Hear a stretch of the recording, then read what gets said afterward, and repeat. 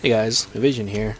Welcome back to part 4 of, yeah, part 4 of Left 4 Dead, Pistols Only, with VGChallenge. Today, we would be going through the hospital and up to the rooftop. Sorry I haven't actually brought out some zombies for, I think, 2 weeks now. Well, actually, 2 weeks ago I did do a was it live commentary for Black Ops Zombies on map 5. I just didn't really want to record my voice, I guess. Like, try to find a topic or something. For the past 2 weeks, I did go to, what is it called? I think it's like a big supermarket in Cincinnati, Ohio. It's called Jungle Gyms. It's fairly large. I think I was there for 3 hours or so with my girlfriend and roommate. And it's kind of cool. They do have some nice stuff. We were planning on trying to get like alligator meat, but the meat that they had was like $15 a pound or something like that, and it wasn't tail, as what one of my friends says that tail is better. So we decided not to get it because don't know how that meat actually tastes. You can always look online to find recipes and how to cook it and stuff like that for whenever you buy any type of meat. Oh, I just got a text. And within that 2 weeks, my roommate got a PS3 from her mom, and she just texted me on how to figure out how to set up the PS3 and help her out, how to actually set it up and stuff. I believe PS3s are actually fairly easy, and with that, I should be able to get Black Ops 4. Get Black Ops 4 the PS3 so I can play with my brother. I can't record it or anything, but it's still fun to play. I am not really good at controllers with aiming and stuff, like how I am with a computer. I don't know if you've actually seen me play. Oh no, I haven't even put any multiplayer up because I still suck, but still better than controller, I guess. Well, you see me play for Left 4 Dead, like how I'm aiming and stuff, even for pistols or even with the advanced solo one as well. But controller, I don't know how people actually control it. I guess you just have to get used to it and have like the sensitivity to like insane or whatever the max is called, like 10. I think it's called insane. And like I can't really do that. Like I know even from my mouse, I can actually spin like 3 or 4 times if it's going across my keypad by mouse pad. And on a different note, I am actually going back to visit my family next weekend, so I probably won't have any zombies up for next weekend, but I will have more MapleStory up. I should be able to play a little bit more, I guess, and then just upload before I leave. I'm not fully sure on that one, but yeah, I will have some more MapleStory. I think I am uploading one today, uploading this technically tomorrow, as you guys would probably see if you are following like closely, like every day or something like that. But yeah, onto some science news. I actually saw this like last week at work, so I couldn't really save it or anything. Well, first off, before the science news, I've actually heard on the news where there was a cruise ship in Italy that like tipped over or hit land or something like that. What do we call it? Hit shore and like tipped over. The captain actually left the ship and told everybody like to stay in their cabins and stuff. And you can also like listen to like the distress call and stuff like that. And the Coast Guard people were telling him to get back onto the ship because he was supposed to like get everybody else off and stuff like that and help. But he didn't do that. He just like fled. He like got one of the life rafts and just like left, even though you can technically see land like maybe a mile away, so you might not be able to swim, but you could, kind of thing, like since your life kind of depends on it. Some people did die. I think there was like 19 or 22 people missing.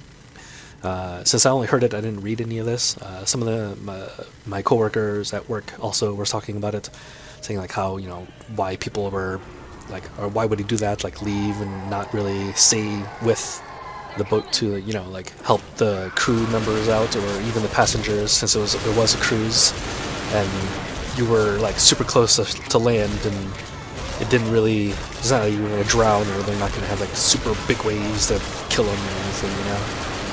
Alright, back to some science news.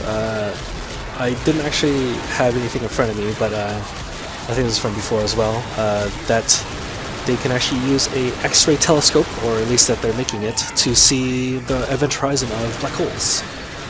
This is actually going to be more of a worldwide event, using more than one telescope to basically try to get a 3D view and how, I guess, like how they actually see light bends and how I don't know the full like how they actually see it, because you'd have to only see like certain particles or heat signatures or something with the telescopes to actually look at the big massive black hole that's in the center of our galaxy, the Milky Way.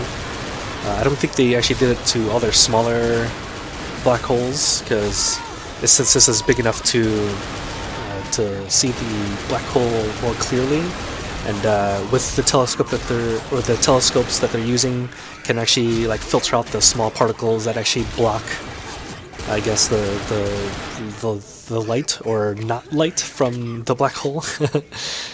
And like with any newer information for black holes or about black holes should help them figure out how supernovas exist, or if they does exist. Well, it does exist. It's just how they become supernovas, how black holes actually become to be. So, and I think this also tries to prove Stephen Hawking's theory. I can't really tell if it was a theory or a fact for how black holes work, because he says, you know, how matter and antimatter actually escape out of the black hole, and then when they touch, they annihilate themselves and become nothing. So black holes actually do get smaller if no other objects actually get in, so the size of it actually goes down. But if there's anything around it, it might actually get bigger. But then, even with black holes, you can't really see it if there's really nothing around it anyways, unless, you know, you do the light fracture type thing when you actually pass by it. Like, if the light is in the background like a star or something like that. It's the only way to see it, but I don't know if you can actually tell the size if it just goes past only once. And that's it for the science news. I actually couldn't find any other news that interests me for this week. I did have some last week, but since I was at work, I keep on forgetting to write it down and stuff. Like a type of exercise news, I guess. They decided, like I already thought of this before, I just don't know how it would actually be implemented. At exercise places like gyms and stuff like that, the workout machines, like the bike and treadmill and stuff, they've actually figured out how to generate electricity from just them riding it or moving it and stuff. And I don't think it actually creates enough electricity to like actually give them more electricity than what they use, but it still either powers up the machine and a TV. So like with the amount of wattage, like the only way to watch TV if you're gonna actually have it in front of you is if you actually keep on pedaling. And that to me is actually kind of cool, because, you know, if you're just watching TV or anything anyways, so you can actually ride a bike and exercise as well. That's if you actually have room in your house, if you're going to do that in a house or something like that. But at the gym, you know, since you're already technically paying for it, you know, they don't have to pay for the electricity to power up the TVs. And if each person has their own TV, yeah, you can watch basically whatever you want instead of the set stuff if they actually have TVs up there, like on the walls or just around. And like, you know, as you work out and stuff, you can maybe get headphones, hook up to it, if these TVs work like that anyways. But like back onto some daily news.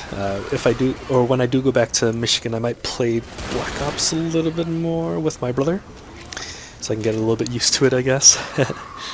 Like, I haven't even, like, when I play with him, I don't play two-player. I usually just watch, like, him play once, and then, you know, we'll like switch back and forth that way, because I think it's a little bit better with a big screen TV. You know, unless you get the Sony 3D TV, because then, you know, you should be able to have like two-player play, just sit on like opposite ends, and, you know, you have your own full screen by itself kind of thing. But I think only certain games actually have that 3D TV like available, so you can't really like play any of the older games unless they have like updates or something like that where it affects some games. I'm not. Oh, I don't know. I don't know if you guys heard that, but there's a car just like revved up and stuff. And but yeah, I guess that's just the end of that. For gameplay, there is a tank that actually comes up. You can actually hear him, but we actually take care of everything else first. What we decide to do, or at least what I like to do, is actually run around in circles in this.